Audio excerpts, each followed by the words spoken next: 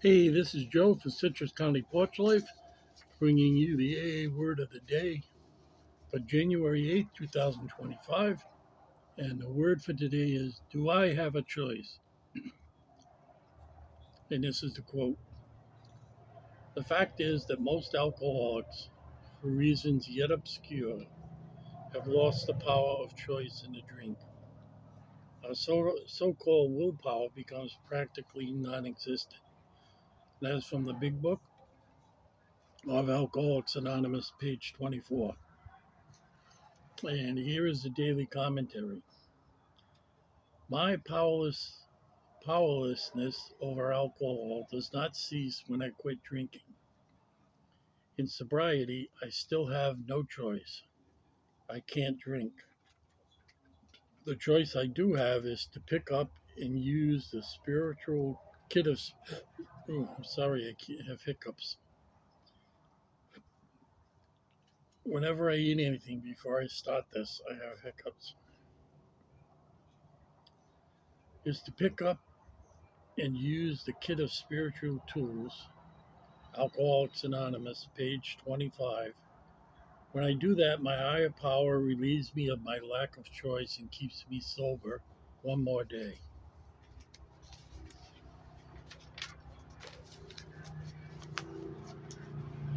If I could choose not to pick up a drink today, where then would my need for AA or a higher power? And that is from the Daily Reflections. So again, as we begin the year and begin with step one, the important thing is our powerlessness. That becomes ingrained in you, your powerlessness uh, over alcohol. And we only gain a spiritual power when we realize that we are powerless over alcohol, but there is a power, our higher power, that can relieve us from alcoholism. And it does seem like, you know, oxymorons, or you got dichotomous words, power, powerlessness. And I know at the very beginning it was very difficult for me. I've mentioned that many times, to see these cute little phrases, but uh, it's kind of like the Bible. He who wants to be first shall be last, and he who's last shall be first. And you say, what does that mean? Come on, give me a break. Um, but it's in the same vein, and this is the one thing that I had to learn, that it works. And it's the first step in my gaining the spirituality I need to become a useful member of society and not to drink. And, if I were foolish enough to think, well, can I drink? I just have the examples of three of my brothers who died from the use and abuse of alcoholism. My brother Brian, the one that froze to death in February 5th, 2023. My brother Jim, who smoked and drank, but either today or either yesterday or the day before, there was an article in the paper about the risks of cancer in alcohol. And that's alone, not including smoking. Many people that drink also smoke. But my brother Jim died of cancer of the floor of the mouth. And he was definitely an alcoholic, had seizures. He was end stage. They, he was in a nursing home, and I called him up. I said, I'm going to come visit. Can I get you anything? He said, bring me in some beer. I said, you know, I can't do that. They don't allow that in a building. He said, you don't have to tell them. And I didn't bring it in, but somebody else did. And they kicked him out. They said that, they need people that are compliant with their plan of care.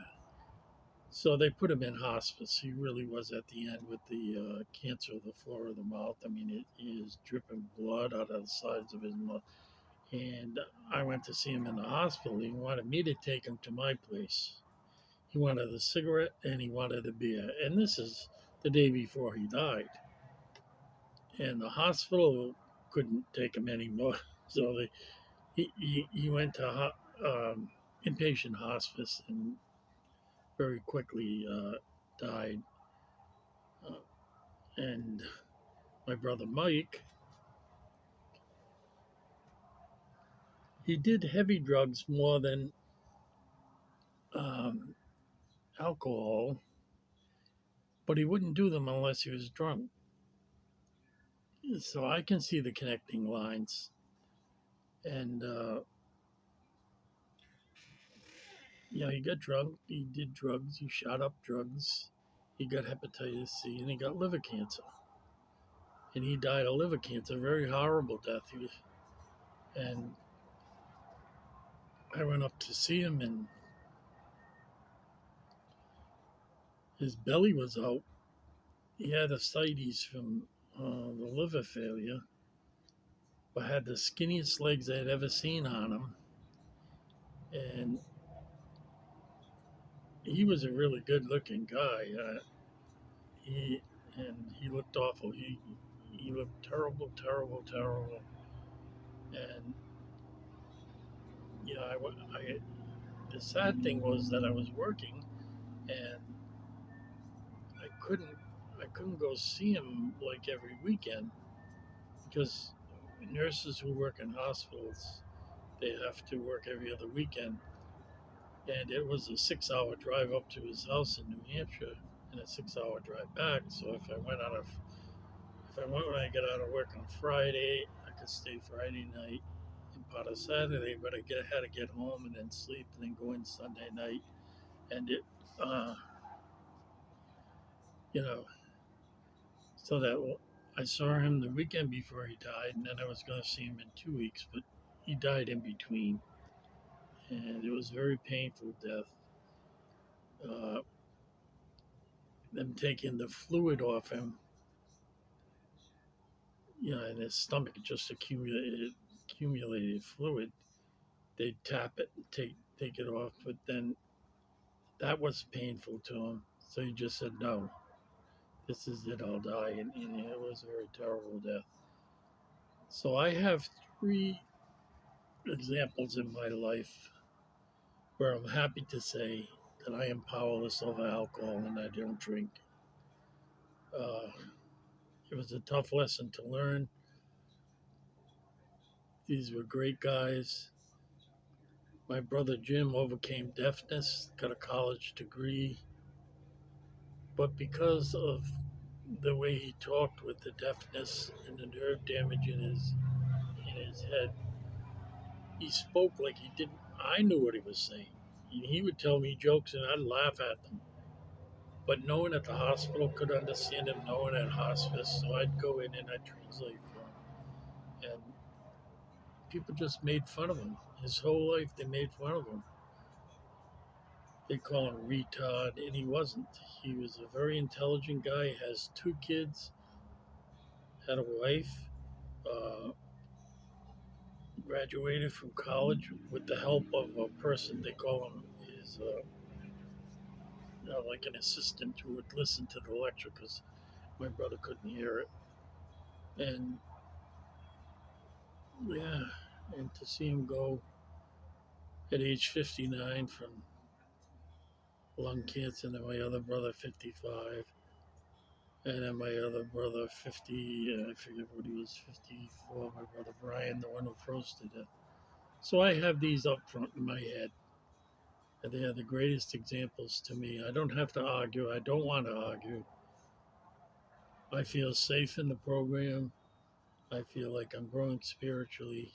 And I, I don't want to be anywhere other than that. So God bless. See you tomorrow. Have a safe and sober day.